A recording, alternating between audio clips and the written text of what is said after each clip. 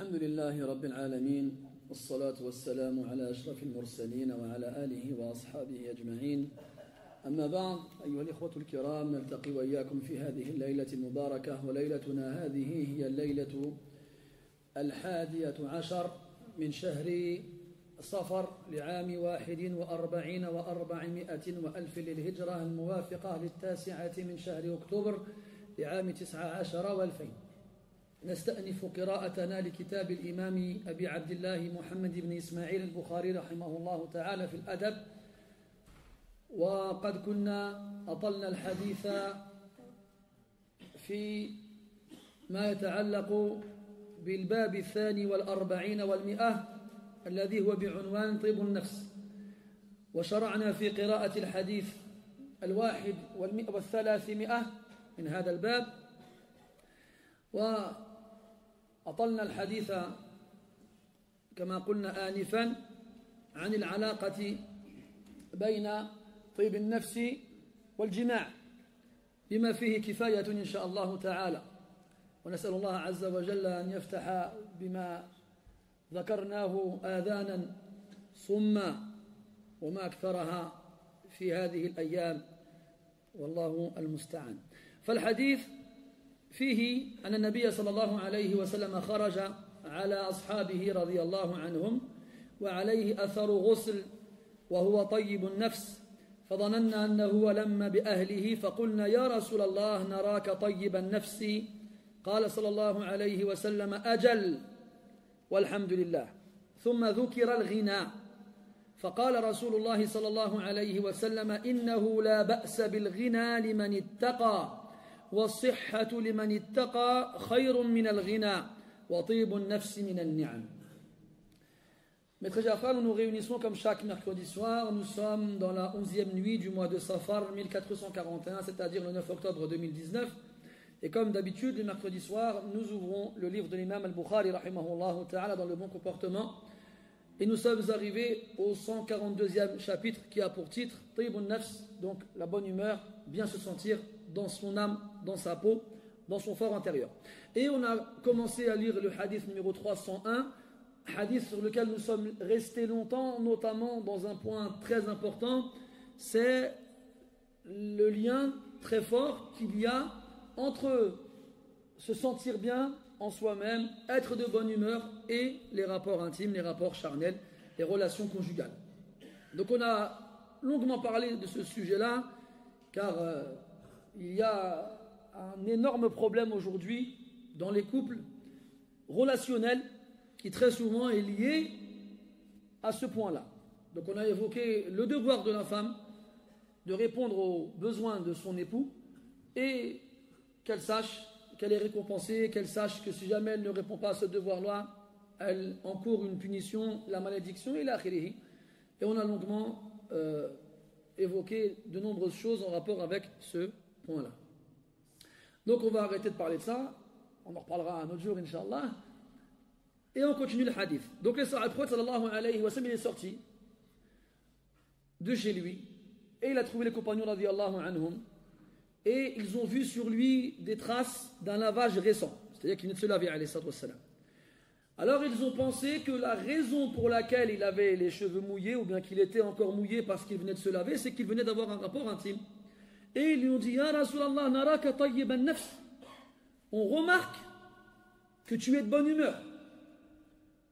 وهذا يدل على أن النفس إذا كانت طيبة كان أثر طيب النفس ظاهرا على ملامح الوجوه. Ça indique une chose assez claire, c'est que lorsqu'on est de bonne humeur, c'est visible sur les traits du visage. Il suffit de te voir pour savoir que tu es de bonne humeur, comme il suffit de te voir pour savoir que tu n'es pas de bonne humeur. Donc les sahaba radiyallahu anhum disent au prophète sallallahu alayhi wa sallam naraka طيب النفس فقال عليه الصلاة والسلام أجل أجل هذه كلمة تدل على الإقرار وتدل على الموافقة وتدل على الإثبات، فقد تكون بمعنى نعم وقد تدل دلالة أخرى تفهم هذه الدلالة بحسب السياق. Ajal, ça, c'est une façon chez les Arabes de dire bien sûr. Ça, pas seulement. Donc ajal, ça peut vouloir dire oui, ça peut vouloir indiquer l'accord, ça peut vouloir indiquer la décision. Ajal. Il y a un livre qui s'appelle Mughni al-Labib. Vous connaissez ce livre-là? Qui a connu Mughni al-Labib? La ahad? Habib, là? Al-Hakim? Mughni al-Labib, c'est Ibn Hisham, Sahib al-Qatr. Mughni al-Labib, si vous voulez, c'est une sorte de dictionnaire où Ibn Hisham, rahimahullah ta'ala, il a réuni plusieurs mots par ordre alphabétique, desquels il donne le sens. Et si ma mémoire ne me trompe pas, le premier mot du livre, c'est Ajal. Il ne faut pas confondre Ajal, ici, avec Ajal dans Al-Ajal. Ce n'est pas la même chose. Hein? إذا جاء أجلهم. Al-Ajal, là, c'est le délai, c'est l'échéance. Amma Ajal, ici, il est mabni ala al-sukun. Il est mabni ala al-sukun. On ne trouvera jamais une haraka autre que le sukun à la fin du mot. Amma al-ajalu, ou bien ajalun, ajalun musamma, ou ajalan musamma, ou ajalin musamma, c'est pas le même mot. Bon, je vais peut-être vous embrouiller, mais le mot ajal, al-shahid, ça veut dire quoi? Ça veut dire bien sûr. Ou oui, un oui convaincu. Ou tout simplement un oui qui indique l'affirmation. Donc on sera en mesure de déterminer le sens du mot en fonction du contexte. Par rapport au contexte, on saura si ajal servira à exprimer l'affirmation, à exprimer la confirmation ou à exprimer la conviction dans la décision. Ajal. Et ça, c'est un mot qu'on n'emploie plus trop aujourd'hui. Même ceux qui s'efforcent de parler en arabe littéraire, ils ne diront pas ajal. Ils diront na'am. La haraj. Mais c'est dommage. Tu as vu ça rime, la haraj, mais c'est dommage. Al-Muhim. Ajal. Donc les Sahaba, ils lui posent la question, ils lui disent Naraka tayyiban nafs. Nous te voyons épanoui, de bonne humeur. Et lui il dit Ajal. Oui, al-amru kama taqulun. Al-amru kama hakamtum. Wal-haqqu ma dhahabtum ilayhi. En gros, il confirme et il affirme que oui, il est comme vous l'avez dit. Votre jugement me concernant est correct. L'avis que vous avez eu est à sa place. Asabtum fi dhannikum. Vous avez raison dans votre supposition. ثم قال والحمد لله والحمد لله فحمد الله عز وجل على كونه طيب النفس. وفي آخر الحديث قال عليه الصلاة والسلام وطيب النفس من النعم. ومن المعلوم بمكان أن النعم يجب أن تشكر. فكما قال ابن القيم رحمه الله تعالى أظن في مفتاح دار السعادة أن المرء يدور بين ثلاثة أشياء. إذا أنعم الله عز وجل عليه فيجب أن يشكر عفوا، أو يجب أن تشكر هذه النعم. وإذا ابتلاه ببلية يجب أن يصبر. وإذا وقع في معصية وجب أن يستغفر. فالمسلم الموفق إذا أنعم الله عز وجل عليه بنعمة شكر، وإذا ابتلاه ببلية صبر، وإذا وقع في معصية استغفر. ثم ختم ابن القيم رحمه الله تعالى قوله هذا بأن قال فهذا أو هذه الثلاث عنوان السعادة. هذه الثلاث عنوان السعادة. Ibn al-Qayyim rahimahullah ta'ala, il nous dit que le musulman à qui Allah a accordé la réussite tourne dans sa vie de tous les jours autour de trois choses. Des bienfaits qu'Allah lui offre, et ainsi il doit être reconnaissant. Des épreuves qu'il lui fait subir, et ainsi il doit être endurant et patient. Et des péchés dans lesquels il tombe, et ainsi il doit être repentant et demander le pardon. Donc, il y a la reconnaissance face aux bienfaits, il y a la patience face aux épreuves, et il y a la demande de pardon lorsqu'on tombe dans le péché. Et lorsque le croyant, Allah lui permet d'être reconnaissant face aux bienfaits, endurant face aux épreuves, repentant dans le péché, eh bien qu'il sache que ces trois éléments-là représentent l'intitulé du bonheur. Représentent l'intitulé du bonheur. As-sa'id haqqan huwa alladhi yashkur wa yasbir wa yastaghfir. Le vrai qui a le droit de dire moi je suis heureux, c'est celui qui peut faire ces trois choses-là dans ces trois cas-là. Wa tab'an biqadri an-ni'mah yajibu an yakuna ash-shukru a'zama. Et en même temps, plus le bienfait il est grandiose, plus la reconnaissance qui doit suivre doit être grande. Et pareil pour sabr. Pareil pour sabr. Plus l'épreuve sera importante, plus la patience que nous demandera d'avoir devra être grande. Et qu'à les cas, plus le péché qu'on aura fait sera grand, plus la demande de pardon qu'on fera devra être grande. Et là, le Nabi sallallahu alayhi wa sallam, il dit Ajal walhamdulillah. Oui, je suis de bonne humeur, je suis bien. Et que la louange revienne à Allah pour cela. Et à la fin du hadith, il dit Inna tayyiban nafsi minan ni'am. Se sentir bien, être de bonne humeur, fait partie des bienfaits. Donc quel est le réflexe à avoir ما الذي يجب أن تبادر إليه إذا أحسست في نفسك بالطيب أن تكون من الشاكرين من الحامدين. Quel est le réflexe que tu dois avoir lorsque tu te sens bien, de bonne humeur? Eh bien, c'est de remercier Allah Ta'ala et d'exprimer ta gratitude. وثمة أمر يجب أن يذكر وهو ما أصيب به بعض الناس في هذه الأوانة الأخيرة. Il y a un élément important à évoquer aujourd'hui parce que beaucoup de gens en sont touchés. يرحمك الله. وهو أن يجد الإنسان في نفسه خبثا لكن بغير سبب.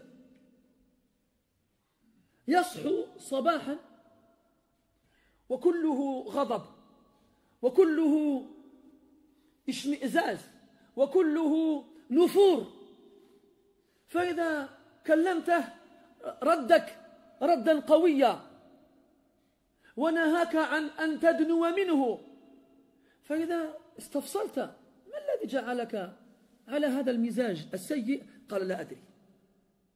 هذا شيء عجيب. Aujourd'hui, il y a des gens qui sont de mauvaise humeur tout le temps, pour rien. Il se réveille le matin, il n'est pas content. Il fait la tête. Tu t'approches de lui, tu lui parles, il dit laisse-moi. Oh. Quand tu veux en savoir plus, il dit j'ai pas envie d'en parler. Je suis de mauvaise humeur. Mais pourquoi? Que tu sois de bonne humeur sans raison, c'est la base. Mais que tu sois de mauvaise humeur sans raison, pourquoi? Il faut se poser des questions. Il faut se demander pourquoi je me réveille le matin et je ne suis pas content. Pourtant, tout va bien. Tout va bien. J'ai un toit au-dessus de ma tête qui me protège des intempéries. J'ai une femme, j'ai des enfants, j'ai la santé, j'ai de l'argent. Et surtout, je suis croyant. Alors pourquoi tu fais la tête? Pourquoi tu es de mauvaise humeur? Allez, pourquoi? Là, il y a des questions qu'il faut se poser. Donc si المنطوق أن النعمة أو عفوا أن طيب النفس من النعم، المفهوم أن خبث النفس من النقم، لا سيما إذا لم تجد له سببا. Donc ce qui est dit explicitement, c'est que la bonne humeur, c'est un bienfait de la part d'Allah Azza wa Jal. Tu te réveilles le matin, tu es de bonne humeur. Pourtant, il ne s'est rien passé de spécial. Ta vie, elle n'a pas changé pour autant. Tu habites toujours dans 93, dans un bâtiment où on entend des bruits à des heures pas possibles de la nuit, où on sent des odeurs exotiques un peu tout le temps. ta voiture, elle s'est fait rayer par quelqu'un dont tu ignores le nom. Enfin, dans mon parking, il y a une voiture, ils ont rayé le capot. Va te garer ailleurs. Tu imagines toi, le matin, tu arrives pour prendre ta voiture et aller au travail, et tu as un joli message. Parce que généralement, il y a des gens qui prennent ta place, tu prends un papier, tu écris sur un papier, c'est ma place, veuillez la libérer, s'il vous plaît. Il a dit non, je vais faire un message, il n'oubliera jamais. Donc il ne s'est rien passé pour que tu aies la haine, pour que tu sois de mauvaise humeur. Alors pourquoi toujours ça, cet air renfrogné, pourquoi toujours cet air énervé, pourquoi toujours, pourquoi?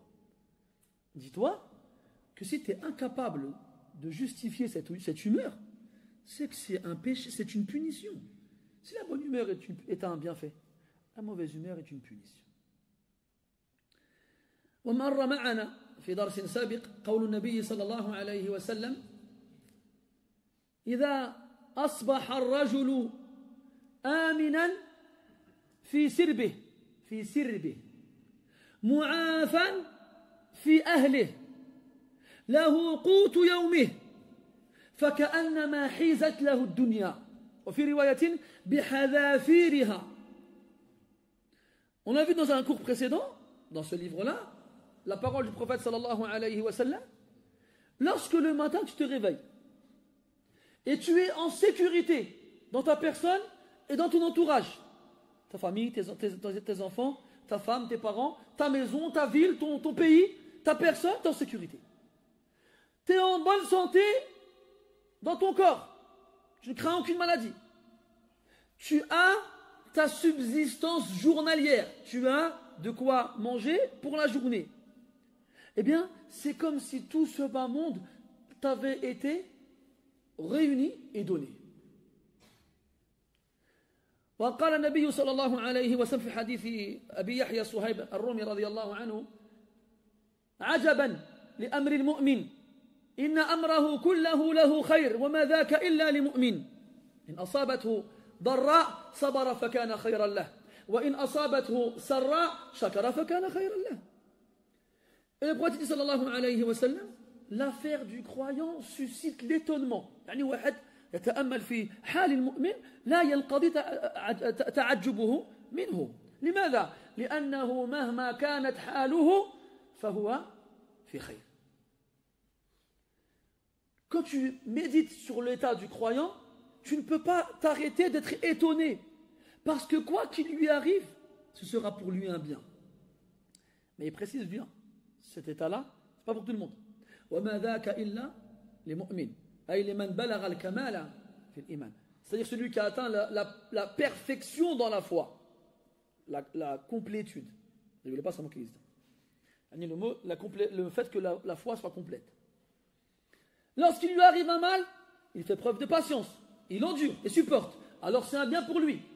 Et lorsqu'il lui arrive un bien, alors il est reconnaissant, et ce sera un bien pour lui. Il y a des salafs qui espéraient des fois des choses. Nous, on va les dire aux gens aujourd'hui, ils vont dire Hada, il est fou, le mahboul, Hada.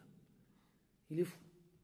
مثلا عمر بن عبد العزيز رحمه الله تعالى الخليفة الراشد المعروف كان له أولاد وكان يحب أحدهم حبا جاما حبا شديدا.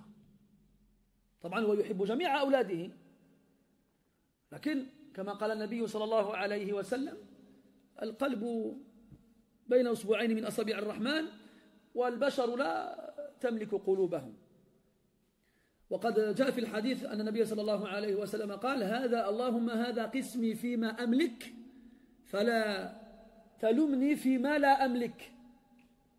قسم الأموال من إمكاني أن أقوم به، أما قسم الحب هذا ليس من أمري. Donc bien entendu, Omar ibn Abdel Aziz, donc il avait des enfants, mais il y en avait un qu'il aimait particulièrement. Vous allez me dire, mais attendez, il y a juste quand même d'aimer ses enfants, un enfant plus que l'autre. Là, non, c'est faux. Ce qui n'est pas permis, c'est d'être injuste envers ses enfants et de faire du favoritisme. Ça, c'est pas permis. قال النبي صلى الله عليه وسلم اتقوا الله واعدلوا بين أولادكم craignez Allah et soyez juste envers vos enfants. Mais le cœur, on ne le maîtrise pas, on ne le contrôle pas. Les cœurs des humains sont entre deux des doigts d'Allah Ta'ala. Et dans le hadith, le prophète sallallahu alayhi wa sallam avait reçu un butin dont il a fait le partage entre ses différentes épouses. Puis après, il a dit, ya Allah, voici mon partage dans ce que je possède. Ne me reproche pas ce que je ne possède pas. Il faisait référence à son cœur et ce qu'il y avait dedans. Parce que je peux être juste envers mes épouses ou bien envers mes enfants dans mes biens matériels. Même dans mes sentiments, ça je ne le maîtrise pas. Et Ya'qub alayhi salam, il aimait Youssouf plus que ses autres frères. Les frères de Youssouf. إذ قالوا لا يوسف وأخوه أحب إلينا من أبينا أحب إلى أبينا منا ونحن عصبة. Lorsqu'ils dirent, Youssouf et son frère sont préférés à notre père, à nous, alors que nous sommes un groupe d'hommes forts. وَنَحْنُ عُصْبَةٌ. Al-Shahid, c'est que Omar ibn Abdelaziz, il avait des enfants, et parmi ses enfants, il y en avait un qui aimait particulièrement. وَكَانَ وَلَدُهُ يَعْرِفُ هَذَا مِنْ أَبِيهِ أَنَّ أَبَاهُ يُحِبُّهُ حُبًّا شَدِيدًا. Et cet enfant-là, il savait que son père, il l'aimait énormément. Et un jour, alors qu'ils étaient seuls, Omar ibn Abdelaziz, il a dit à son fils, Wallahi, ya waladi, laqad alimta makanataka indi. فقال الولد أجل أجل عقلت عليها. فقال الولد أجل يا ولدي يا أبتي. فقال ومع هذا يا بني إني أرجو أن تموت قبلي. عجبا ألا تعجبون. Il lui dit, donc le père il dit au fils, tu connais la place que tu occupes dans mon cœur. Oh mon fils. Et le fils il dit, oui mon père, je sais quelle place j'occupe dans ton cœur. Et là Omar il lui répond, eh bien avec cet amour que j'ai envers toi, eh bien j'espère que tu mourras avant moi. Généralement les pères et les mères préfèrent mourir avant leurs enfants. Parce qu'on sait que les parents aiment les enfants plus que les enfants ils aiment les parents. هذه معلومة من الدنيا بالضرورة. Donc ça c'est une chose connue. لكن comment ça se fait qu'Ibn Abdelaziz il dit une chose pareille à son fils. علاش؟ il dit لأنني مع محبتي لك هذه أرجو لو توفاك الله تعالى قبلي أن أصبر على فقدك فأصاب بالأجر بعد موتك أو فيك. Il dit pourquoi? Parce qu'avec l'amour que j'ai envers toi, si tu meurs avant moi, l'épreuve sera terrible. Quand tu perds quelqu'un que tu aimes, c'est pas comme quand tu perds quelqu'un que tu n'aimes pas. Et donc à ce moment-là, si je fais preuve de patience, alors la récompense sera immense.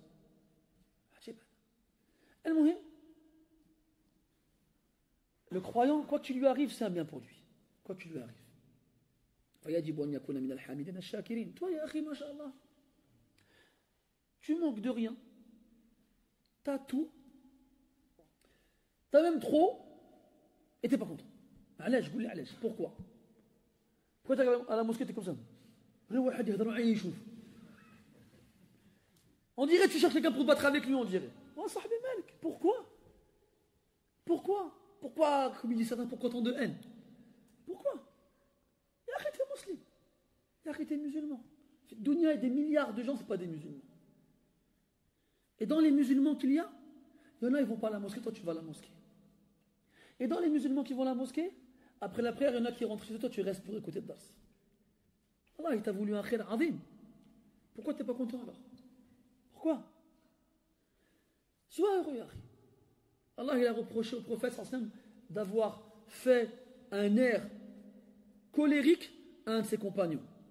Abasa wa tawalla. Les Sahaba, les Salafis disent qu'après que ce verset soit révélé, jamais plus le prophète il a accueilli Abdullah ibn Maktoum avec un autre visage qu'un visage souriant et radieux. Jamais. Jamais plus.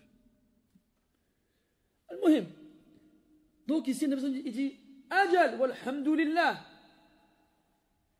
Pourquoi alors quand tu n'es pas content, t'es pas content sans raison? Déjà, tu dois te poser la question, allez, comment ça se fait? Je me réveille le matin, je ne suis pas content. Ta femme a dit, ça va pas. Oh Malk, qu'est-ce qu'il y a? Allez, je n'étais pas content. je sais pas, comme ça. قال لي راسي. Elle a dit غريبة هذه, والله c'est bizarre. Pourquoi? Non, c'est pas normal que tu sois pas content sans raison. T'as pas perdu d'argent. Tes enfants, ils sont là. Dans ta maison, tu as tout ce qu'il faut. Ah là, je n'étais pas content. Si tu n'arrives pas à trouver de réponse à cette question, فاستفتي قلبك الجواب عندك لعلك ألممت نفسك بذنب أو أذنبت ولم تشعر. Peut-être que حدثت نفسك, ton nefs, il t'a dit tiens, fais quelque chose de haram. وحتى العلماء يقولون, les savants disent que الهم والغم نتيجة نية الشر من غير تحقيقها. Les ulama disent que, vous savez, il y a des gens, ils sont inquiets, ils sont soucieux, ils sont pas bien tout le temps. En français, ils appellent ça une dépression. Ça, c'est, vous avez vu, toujours on trouve des mots pour appeler des choses, et après, c'est comme si ça ne voulait plus rien dire ce mot-là. Ah, c'est pas grave. Non. Quelqu'un, il n'est pas bien, je suis pas bien, je me sens mal, je suis jamais content, je suis triste, je me sens mal, je sais pas pourquoi. J'étais chez le psychologue. Bah, va chez le psychologue. Toi, tu es allongé sur ton lit, tu rencontres. Qu'est-ce que vous avez fait quand vous avez été petit? Bah, écoutez, je sais pas, j'ai eu une enfance normale. Non, il y a quelque chose, chercher. Ouais, c'est vrai, un jour, j'ai demandé 5 francs à mon père, il m'a dit non. Ah, c'est pour ça. Eh ben, si c'était pour ça, je devrais être le plus grand psychopathe de l'univers alors. Moi, des fois, j'allais acheter le pain. La baguette coûtait 3 francs et j'avais acheté 3 baguettes. Donc 3, 9 francs, il restait 1 franc. Je dis papa, je peux garder le franc qui reste? Il me dit non. Parce que aujourd'hui, demain, après-demain, une baguette de plus. Hein? Après mon père, alhamdoulilah, il nous achetait des bonbons, il nous achetait des gâteaux, des Allah khaira. Mais le franc là, il me dit non. ما عندك ما دير ب1 franc. أنا نشريك الحلوة ولا بغيت الحلوة. Donc si c'est parce que nos parents ils ont dit une chose ou bien ils ont fait une chose que qu'on grandit mal et après à 40 ans un jour tu te réveilles en prenant ton café, ah finalement je me sens mal, je suis pas bien, j'ai une dépression. Qu'est-ce que c'est que ces bêtises là? Arrêtez. Subhanallah, ils ont enlevé des haqa'iq imaniya shar'iyya واستبدلوها بأن غيروا أسماءها فترك الناس العلاج المذكور في الشرع وآووا إلى مشعوذين يقيدون لهم من الأدوية ما لم ينفعهم. Subhanallah, dans notre législation, dans notre religion, dans notre loi, Allah Ta'ala il a tout évoqué. Tout. كما قال النبي صلى الله عليه وسلم ما أنزل الله من داء إلا أنزل الله له دواء. Il n'y a pas un mal qu'Allah il a fait descendre sans qu'il n'ait fait descendre avec lui son remède. Et le remède il est dans notre législation, dans notre Coran, dans la sunna du prophète sallallahu alayhi wa sallam, dans la hikmah et dans la science et la ma'rifa et la sagesse des ulama. Nous aujourd'hui on est des musulmans, on ne se sent pas bien, tu te réveilles, tu es triste, je suis toujours triste, je ne sais pas pourquoi, c'est bizarre. Qu'est-ce qu'il fait? Va voir un psychologue. Non, il va voir les ulama, va voir les savants, ils vont t'expliquer pourquoi tu n'es pas bien, ils vont t'expliquer. Mais aujourd'hui ce qu'on fait, c'est qu'on enlève des réalités dans notre religion en remplaçant leur nom. En remplaçant leur nom. Nous on a al-ham wal-gham. والنبي صلى الله عليه وسلم كان يستعيذ بالله من الهم والغم. اللهم إني أعوذ بك من الهم والغم ومن الجبن والهرم ومن الحزن إلى آخره. Ça faisait partie des choses contre lesquelles le prophète demandait protection tous les jours, matin et soir. Al-ham wal-gham, les soucis, les inquiétudes, ce qui te harcèle, ce qui te hante la tête. Et les ulama nous ont expliqué, parmi eux Ibn al-Qayyim rahimahullah ta'ala, ذاك الرجل الذي اشتهر بين الناس بإتقانه ومهارته في معالجة ما يختلج في النفوس من الوساوس والهواجس وغيرهما. Parmi les personnes qui sont célèbres dans leur maîtrise et leur excellence dans la façon de traiter les mots qui touchent l'âme, Ibn al-Qayyim rahimahullah ta'ala. شمس الدين محمد بن أبي بكر المعروف بابن قيم الجوزية رحمه الله تعالى. Il te dit, c'est pas le seul à dire ça, mais il te dit que le ham et le gham, quand tu te réveilles un matin, t'es pas bien, tu te sens mal, tu as des soucis, tu es triste, tu te sens pas bien, tu es anxieux. Il a dit ça. Généralement, طبعا هذا ليس على سبيل الإطلاق وإنما على سبيل الأغلبية. Ce n'est pas de façon absolue, mais très souvent. Ça, c'est le résultat d'une intention d'un mal. Tu as eu l'intention de faire un mal et tu l'as abandonné. Tu l'as abandonné cette intention-là, mais pas pour Allah Azza wa Jal. Pas pour Allah subhanahu wa ta'ala. Tu l'as lâché. Alors, cette intention-là, eh bien, elle a engendré ce ham, ce ram. Et c'est ce ham et ce ram qui t'empêchent de dormir, qui t'empêchent de sourire, qui t'empêchent d'être heureux, qui te rendent anxieux. C'est ce ham-là. C'est pour ça que même quand tu as l'intention de faire un mal, hein, ça c'est la nature humaine, elle nous appelle à désobéir. Alors à ce moment-là, que la raison qui te pousse à délaisser cette intention-là soit la crainte d'Allah Azza wa Jal. Hein? Wastaghfir. Staghfir. Et demande pardon, même si tu ne l'as pas fait, tu en as eu l'intention. Demande pardon à Allah Azza wa Jal. كما قال أحدهم كلما أحدثت ذنبا فأحدث له توبة. Chaque fois que tu produis, si on peut traduire ainsi la chose, un péché, produit instantanément après un repentir.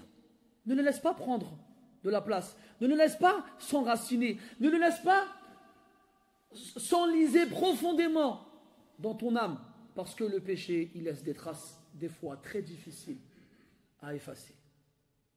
Vous avez vu dans le hadith, في دعاء الاستفتاح يقول النبي صلى الله عليه وسلم بعد أن كبر للإحرام قال اللهم باعد بيني وبين خطاياي كما باعدت بين المشرق والمغرب واغسلني من خطاياي بالماء والثلج والبرد ونقني من خطاياي كما ينقى الثوب الأبيض من الدنس.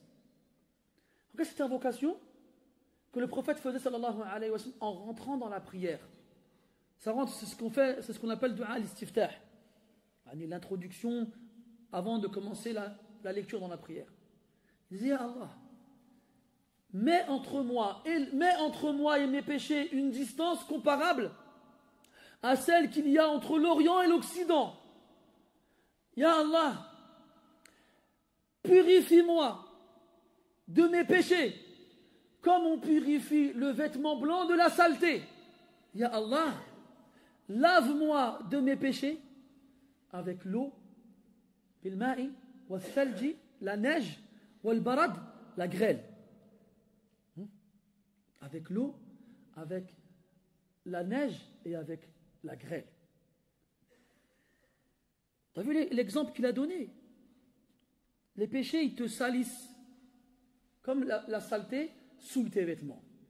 Et comme tu n'accepterais pas de sortir avec des vêtements sales, parce que les gens, ils te voient, tu ne dois pas accepter de sortir cette âme-là alors qu'elle est sale et qu'Allah, il te voit. Et plus la saleté, elle est tenace, plus il va falloir frotter pour que la tache s'efface. Même des fois, aujourd'hui, avec nos machines à laver qui font des 20 000 tours à la minute, là, avec des lessives très puissantes, et bien des fois, malgré ça, tu sors le vêtement, mazal matboua. Il est toujours sale. Alors tu le remets encore dans la machine à laver, elle est rebelote, un autre tour. Hein? Mais qu'est-ce qu'on fait nous? Si jamais à la fin, fi'lan, malgré les lavages, رغم التغسيل بقي الثياب ملوثة متسخة. Quel va être notre réflexe? Shindero. Non mais oui, on va le jeter. Tu regardes un vêtement sale, toi? Tu as tout essayé, la trace ne part pas. C'est comme les traces de mayonnaise, par exemple. Combien de camis sont passés à cause de la mayonnaise? On a envoyé à la machine à laver, on a mis 20 000 lessives pareilles, différentes. C'est foutu. Tu jettes le vêtement, il est plus mettable. وهذه الروح التي تذب بين جنبيك أتراك تقذفها في المزبلة لعجزك على تنظيفها ولا قدرة لك على ذلك وإن أردت. Cette âme qui vit entre tes côtes et qui a été salie par le péché, tu te vois toi là jeter la poubelle parce que tu es incapable de la rendre propre à nouveau. Heureusement pour nous, Allah Ta'ala il pardonne tous les péchés. Heureusement pour nous, Allah Ta'ala il efface toutes les traces. Lakin, la puissance du lavage dépendra de la sincérité de ton repentir. كلما كانت توبتك أصدق وأنصح واستغفارك أحق وأتم فأيقن بمحو الذنب وأثره. Plus ton repentir il est sincère et véridique, plus ta demande de pardon elle est pure et complète, alors sois sûr que le péché et ses traces seront effacées. Mais nous on est là, on ne se sent pas bien. Ah, je ne me sens pas bien. Je crois que je vais voir un psychologue. Je crois que je vais aller voir un psychiatre. Tu vas chez le psychologue, il te raconte n'importe quoi. Ouais, Freud, il a dit que Oedipe, un jour, il est tombé amoureux de sa mère, donc c'est à cause de ça que t'es bizarre. Qu'est-ce qu'il raconte? Et après, tu le payes. Hein. C'est combien, un psychologue? 50 €, je crois. Là. Hein? Des fois plus. Et ouais. Après, vous êtes dépressif. C'est normal. Hein. Vous inquiétez pas, tu vois? C'est normal. Vous inquiétez pas, vous êtes dépressif. Allez, vous allez me prendre... comment ça va, du Protalzic? Comment ça s'appelle ça? Prozac, du Prozac. Du Prozac, ils vont te shooter. Hein? Vous allez prendre des calmants, des antidépresseurs. Tu rentres chez toi, tu vois des étoiles, alors qu'il fait jour. Les chaises, elles parlent avec toi. Je savais pas que tu parlais, toi. Et t'es bien. Ah, je vous aime tous. Mais dès que tu arrêtes, dès que tu arrêtes, c'est caché. Ça revient. علاش؟ لأنك لم تتب. ضحكوا ضحك الله أسنانكم. الشاهد, c'est que quand tu arrêtes ces médicaments, ça reste. Tu es toujours là. Ce souci, ce ram, ils sont toujours là. Tu n'as pas demandé au bon docteur. Tu n'as pas demandé le bon médicament. Alors tu restes là et tu n'es pas content. Tu es de mauvaise humeur. Tu es triste pour rien. Pour rien. Alech, tu es triste. Alech. Moi, plein de fois, il y a des gens qui viennent me voir. Je suis triste. Pourquoi? Ta mère, elle est morte? Non. Elle est là, alhamdoulilah. Ton père, il est mort? Non. Il est là, alhamdoulilah. Tu meurs de faim? Non. Chauffe. T'as pas de vêtements? Non. T'as pas de voiture? Non. T'as pas d'argent? Non. Mec, Alech. Pourquoi alors t'es pas content? Alech, goulé, Alech. Il y a des gens, ils dorment sur des pierres. Il y a des gens, ils vivent dans la guerre. Il y a des gens, ils connaissent la mort tous les jours. Il y a des gens, ils sont malades, ils ne peuvent pas bouger de leur lit. Et wallah, ils sont plus heureux que toi. Pourquoi? Ces gens-là, quand tu leur dis, lis le Coran, لا يستيقن بالدواء فلذلك لا ينفع فيه هذا الدواء. Quand tu lui dis, tu sais, tu l'écoutes parler, tu dis, c'est quoi, j'ai le meilleur médicament pour toi. Ah ouais, c'est quoi? توب إلى الله فالاستغفار للقرآن ففيه الشفاء وننزل من القرآن ما هو شفاء ورحمة للمؤمنين. Frère, il te regarde comme ça, il n'est pas sûr. Il te fait, d'accord, puis il part, il dit, t'as déjà oublié. T'as déjà oublié. Je lui dis, le Coran, je le lis tous les jours. Non, mais tu ne lis pas comme il faut. C'est pour ça qu'il n'a pas d'impact sur toi. Al-Bukhari rapporte, ذكرت هذا الحديث مرارا وتكرارا. Un homme, il est venu là, يشتكي وجعا في بطنه. Il avait mal au ventre. فقال للنبي صلى الله عليه وسلم يا رسول الله إني أشتكي وجعا في بطني فهل من دواء؟ J'ai mal au ventre, est-ce qu'il y a un remède? Un nabi lui a dit quoi? عليك بالعسل. Va prendre du miel. فذهب الرجل يتناول شيئا من العسل. Il est parti prendre un peu de miel. شوية il est revenu. مازال بطني راه يوجعني. ها؟ الكلام مغربي هذا يمكن. Il a dit encore mal au ventre. Alors il a dit quoi? عليك بالعسل. Va prendre du miel. D'accord. il est parti reprendre du miel. Il est revenu une deuxième fois, une troisième fois. Une troisième fois, il a dit j'ai encore mal au ventre. Rasul a dit alayka bil asal, va prendre du miel. Il est parti. Et il est revenu une dernière fois, j'ai toujours mal au ventre. Qu'est-ce qu'il a dit, Nabi sallallahu alayhi wa sallam? Sadaqallah wa kadaba batnuk. Allah il dit vrai, c'est ton ventre qui ment. C'est ton ventre qui ment. Eh bien c'est pareil. On est là, j'ai demandé à Allah, je suis encore malade. Tu as demandé comment? J'ai lu le Coran, je suis encore malade. Mais tu as lu le Coran comment? J'ai fait la prière, mais je suis encore malade. Et tu vois le yaqin que ces gens-là, ils ont chez le tabib, il est plus fort que le yaqin que ce qu'Allah leur a dit dans le Coran. Vous connaissez l'effet placebo? C'est quoi l'effet placebo? C'est un médicament psychologique. Ils prennent une pilule, ils mettent rien dedans. Ils mettent rien dedans. Ils vont dire au malade, ce médicament a été testé sur des centaines de personnes qui ont la même chose que vous, sont tous guéris. Prenez-le, vous allez guérir. Il le convainc. Il y a une force de persuasion de la part du docteur qui pousse le malade à être convaincu que le médicament qu'on lui donne, il va le guérir. Alors il prend le médicament. Il est vide. Et il guérit. Ça s'appelle l'effet placebo. C'est dans le mental. Là, c'est pareil, là. Avec tous les médicaments qu'on prend, vous avez remarqué, dès qu'on a mal quelque part, Doliprane. Doliprane. Heureusement, Doliprane, c'est le. On dirait, c'est le médicament de l'univers. حيد كاع les médicaments وخلي عندك دوليبران بارك عليك. J'ai mal ici, Doliprane. J'ai mal là, Doliprane. J'ai mal ici, Doliprane. واش كاينه شي ايه مذكوره فيها الدوليبران؟ Il y a un verset où le Doliprane il est évoqué. Subhanallah. Quand tu leur dis, شرب زمزم. زمزم. شرب خذ العسل. العسل. هذه. ما هنا نعرف واحد انا سبحان الله il est né وراه كبير شويه عنده 60 يمكن لا 62 ans. الله يحفظه ويبارك فيه. هذا مسكين il est né avec la maladie, vous connaissez des os de verre. Hein? Si je voulais faire intéressant, je vous dirais le vrai nom médical, mais je l'ai oublié.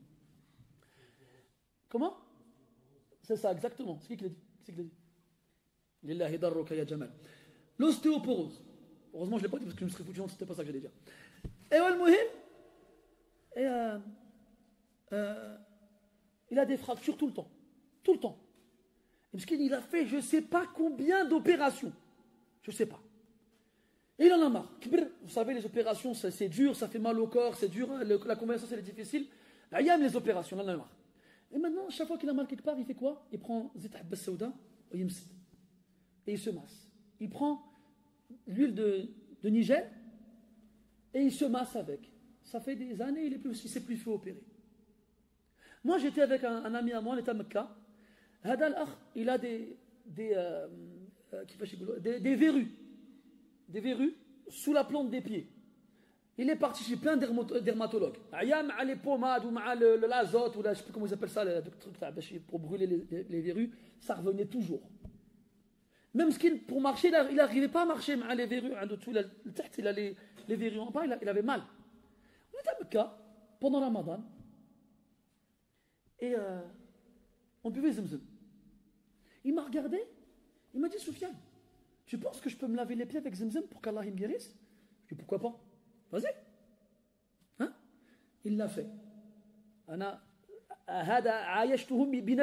je l'ai vécu de ma propre personne. Personne ne l'a raconté. Frère était avec moi dans la chambre, à l'hôtel. Le lendemain, il n'avait plus une verrue sous le pied. Vous voyez, c'était en 2007, c'était il y a 12 ans. Il n'a plus jamais eu de verrue sous les pieds. Subhanallah. Et les livres, ils sont remplis d'histoires. Avec des gens, ils ont bu qatarat min zamzam, fashafahumullah. Et Allah, il les a guéris. Là, on va là-bas, on fait des kilomètres, on prend des avions, on va chez les médecins, on paye des centaines de milliers d'euros, et à la fin, on ne guérit pas. On ne va pas chez le bon médecin. On ne fera pas à la bonne porte. Et surtout, on ne prend pas le bon médicament. Je ne suis pas en train de vous dire, non. Je ne suis pas en train de vous dire, non, allez plus chez le médecin. Si un médecin dans la salle, il va me dire, oh, il va me flinguer mon commerce, lui. Ou bien prenez plus de médicaments, là. Il y a des asbab, on a dit tout à l'heure. Il y a des maladies, il y a des remèdes. Il n'y a pas d'ishkal, il n'y a pas de problème. N'oublie pas que c'est Allah tabaraka wa ta'ala qui guérit. قال إبراهيم عليه السلام وإذا مرضت فهو يشفي. Et lorsque je tombe malade, c'est lui qui me guérit. Et nous on est là, mais on sait ce que tu dis, on sait très bien que c'est Allah qui guérit. Oui, tu sais, هذه معرفة. نحن نريد أن تصبح هذه المعرفة عقيدة. Tout le monde sait ce que je suis en train de raconter là. Oh là là. Nous tous on sait que le miel c'est bien, que Zemzem c'est bien, que le Coran c'est des médicaments. Tout le monde sait ça ici. C'est une connaissance, naam. Mais nous on veut que cette connaissance là, elle devienne une conviction. Que tu y crois, pas que tu le saches seulement. Connaître ça suffit, ça c'est pas la peine de connaître. S'il n'y a pas de traces, il n'y a pas de preuves, il n'y a rien. Idem, quand ça ne va pas, tu te sens de mauvaise humeur, triste, gêné, soucieux, anxieux, inquiet, sans aucune raison. Avant d'aller voir les médecins et de prendre des médicaments, tu ne sais pas ce qu'il y a dedans. Retourne vers Allah Azza wa Jal. Retourne vers lui. Ne te plains pas aux gens. Plains-toi à Allah Azza wa Jal. Comme il a fait Yaqub alayhi salam. Hein? Innama ashku bathi wa huzni ila Allah. Ma tristesse, je m'en plains à Allah Azza wa Jal. Fais comme Khawla radiyallahu anha, qui s'est plaint à Allah de son mari. Wa tashtaki ila Allah. Ne te plains pas d'Allah aux gens, mais plains-toi à Allah des gens. Et avant de te plaindre des gens, plains-toi de toi-même. وما أصابكم من مصيبة فبما كسبت أيديكم ويعفو عن كثير. On est toujours en train de chercher des responsables, toujours en train de chercher des moyens, et on oublie celui qui fait les causes, subhanahu wa ta'ala.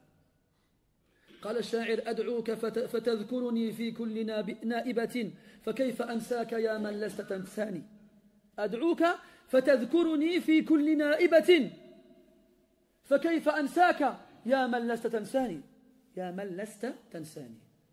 Je t'invoque et tu m'évoques dans chaque catastrophe qui me touche. Par Allah Azza wa Jal. Je t'invoque et chaque fois qu'il m'arrive quelque chose, tu m'aides, tu viens à mon secours. Comment t'oublier alors, ô toi qui ne m'oublies pas? وَالْجَزَاءُ مِنْ جِنْسِ الْعَمَلِ. Qu'est-ce qu'Allah dit dans le Coran? نَسُوا اللَّهَ فَنَسِيَاهُمْ. Ils ont oublié Allah, Allah il les a délaissés. Ou bien encore قوله تعالى استحوذ عليهم الشيطان فأنساهم ذكر الله. Shaitan il les a harcelés, il les a envahis, il les a attaqués jusqu'à leur faire oublier l'évocation d'Allah. Allah, il te fait l'oublier et il te fait t'oublier. Comment ça? Il te fait t'oublier. Hein? لا يستوي يا أيها الذين آمنوا اتقوا الله حقا ولتنظر نفس ما قدمت لغد واتقوا الله إن الله خبير بما تعملون ولا تكونوا كالذين نسوا الله فأنساهم أنفسهم. Ne soyez pas comme ceux qui ont oublié Allah. Allah il les a fait s'oublier eux-mêmes. Ajiban. Tout. Et à la fin, en enfer, on leur dira فَالْيَوْمَ نَنْسَاهُمْ كَمَا نَسُوا لِقَاءَ يَوْمِهِمْ هَذَا. نسأل الله السلامة والعافية. أي نعم. من زرع الشوك يجني الجراح.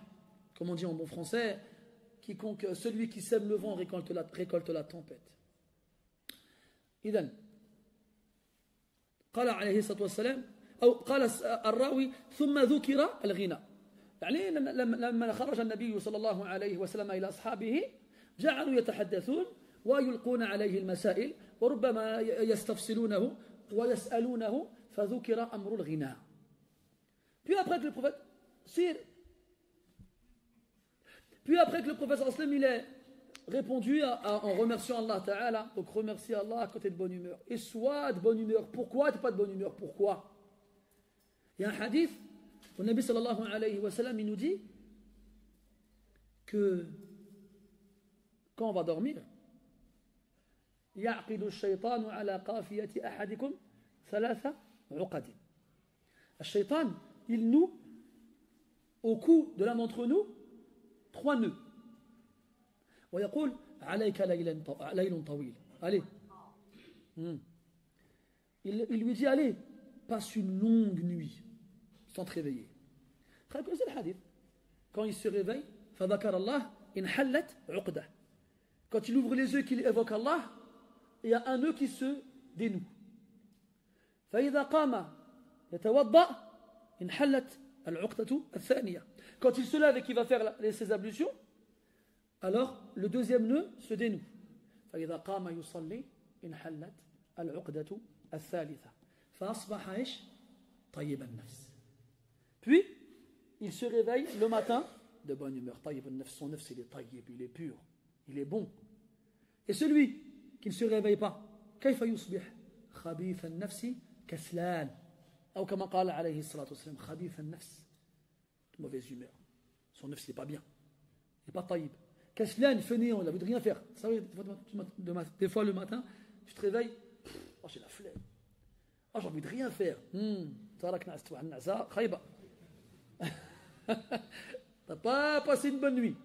وسئل النبي صلى الله عليه وسلم عن رجل بات حتى أصبح يعني حتى طلعت الشمس من غير أن يقوم ليصلي فقال عليه الصلاة والسلام ذاك رجل بال الشيطان في أذنيه أترضى أن تصبح مرحاضا للشيطان؟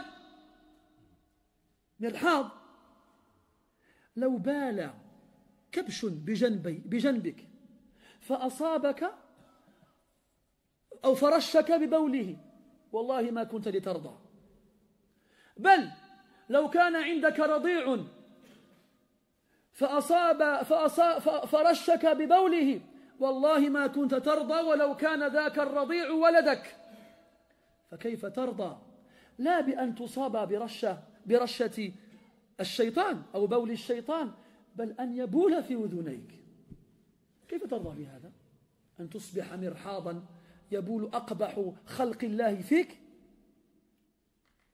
Et dans notre hadith, il dit sallallahu alayhi wa sallam, on a interrogé sur un homme qui passe la nuit entière à dormir sans se réveiller jusqu'au lever du soleil. Et donc il ne pas prier à l'heure. En fait, il a répondu, une personne comme ça, c'est quelqu'un dans les oreilles de qui Shaitan a uriné. Il a uriné. Et là, je laisse ton imagination partir. Je te laisse. Imagine. Imagine. Un Shaitan, il a envie d'uriner. Il se dit, tiens, je vais uriner quelque part. Ah, des oreilles, je vais uriner dedans. Et c'est les tiennes. Est-ce que tu accepterais être éclaboussé, juste éclaboussé, par l'urine d'un mouton? طيب سؤال فقهي. ما حكم أبوال وأرواث الحيوانات المأكولة؟ شيخ طاهر أحسنت. Question. L'urine et l'excrément des animaux qu'on a le droit de manger, ils sont purs ou impurs? Ils sont purs. Ils sont purs. Ils ne sont pas impurs. On a le droit de les manger. On mange que de l'herbe. Et pourtant, ça nous est tous arrivé. Moi, quand j'étais petit, mon père, pour l'Eid, on allait dbah eslakh. Donc, moi, je tenais les pattes du mouton pendant que mon père faisait dbiha. Et le mouton, souvent, avant de mourir, il se venge. Ah, vous voulez me tuer, vous allez voir. Alors, il lâche quelques petites crottes. Et toi, quand tu les crottes, après, tu lâches le mouton, tu cours pour te laver. Pareil pour l'urine. Pourtant, c'est tahir. C'est pas un najis. L'urine et l'excrément des animaux qu'on a le droit de manger. Et pourtant, si jamais il urine à côté de toi, que tu étais éclaboussé par cette urine, wallah, tu n'aurais pas accepté. Ton propre enfant, hein, tu le prends dans tes bras, tu lui fais des bisous et des câlins, tu lui fais des guili-guili, tu lui fais ce que tu veux.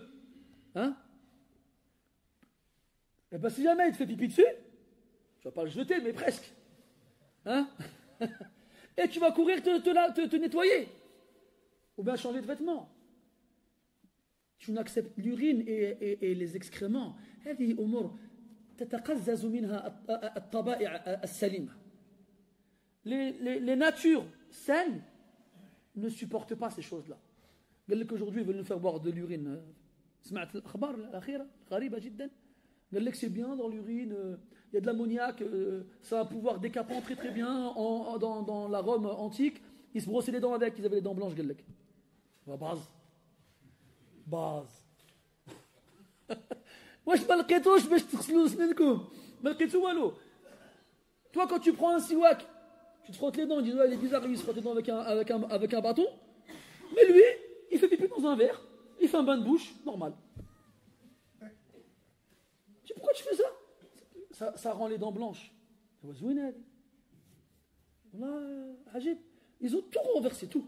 Vous verrez bientôt dans 10 ans, nous dirons mangez vos excréments, et c'est bien aussi pour le ventre.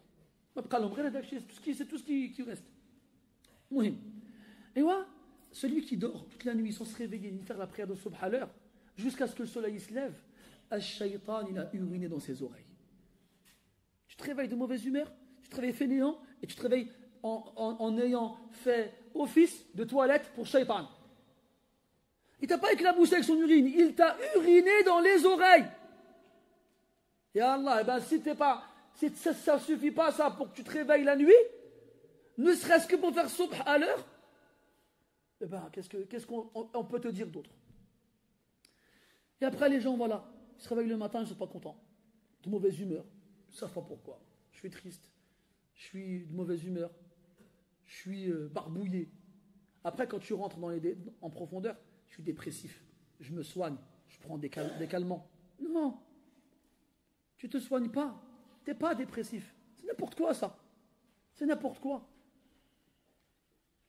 Allah dit dans le Coran وَمَنْ أَعْرَضَ عَنْ ذِكْرِي فَإِنَّ لَهُ مَعِيشَةً ضَنْكًا. الضنك بمعنى الضيق.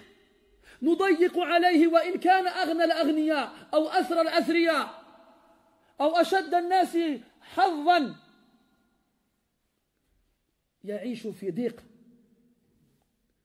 Et quiconque se détourne de mon rappel, nous lui ferons vivre une vie pleine de gêne, étroite, wallahi, que même si c'est le plus riche des gens, le plus fort des gens, celui qui possède tout, eh bien, il se sentira jamais bien.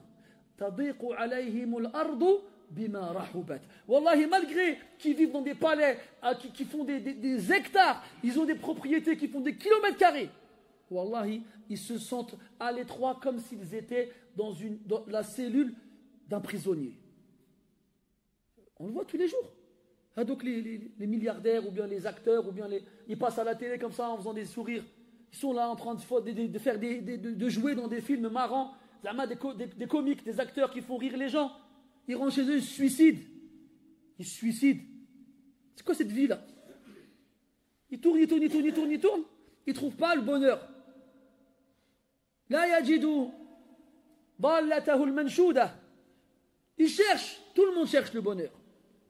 Et quand il en a marre de chercher parce qu'il n'arrive pas à le trouver, malgré il a frappé à toutes les portes. J'ai de l'argent, je suis encore triste. J'ai des femmes, je suis encore triste. J'ai des enfants, je suis encore triste. J'ai la santé, je suis encore triste. J'ai la célébrité, je suis encore triste. Mais quand est-ce que je vais être heureux? À la fin, il en a marre de chercher le bonheur, alors il met fin à ses heures. Et il se suicide. Parce que le vrai bonheur, il est dans taqwa. Je crois que c'est Ibn Mubarak, rahimahullah ta'ala, il dit وَلَسْتُ أَرَى السَّعَادَةَ جَمْعَ مَالٍ وَلَكِنَّ السَّعِيدَ هُوَ التَّقِيُّ. Je ne vois pas que le bonheur réside dans le fait de ramasser la fortune. Non, je vois que le bienheureux, c'est le pieux. C'est lui qui est pieux. قال الله تعالى من عمل صالحا من ذكر أو أنثى وهو مؤمن فلنحيينه حياة طيبة. Quiconque fait des actions vertueuses, que ce soit un homme ou une femme et qui est croyant, nous lui ferons vivre une vie paisible, une vie heureuse, une vie bonne. قال الحسن البصري رحمه الله تعالى لو يعلم الملوك وأبناء الملوك ما نحن فيه من النعيم لجالدونا عليه بالسيوف. Si les rois et les princes savaient dans quel bonheur nous vivons, ils nous combattraient de leurs épées pour nous le prendre. Parce qu'ils n'arrivent pas à l'avoir.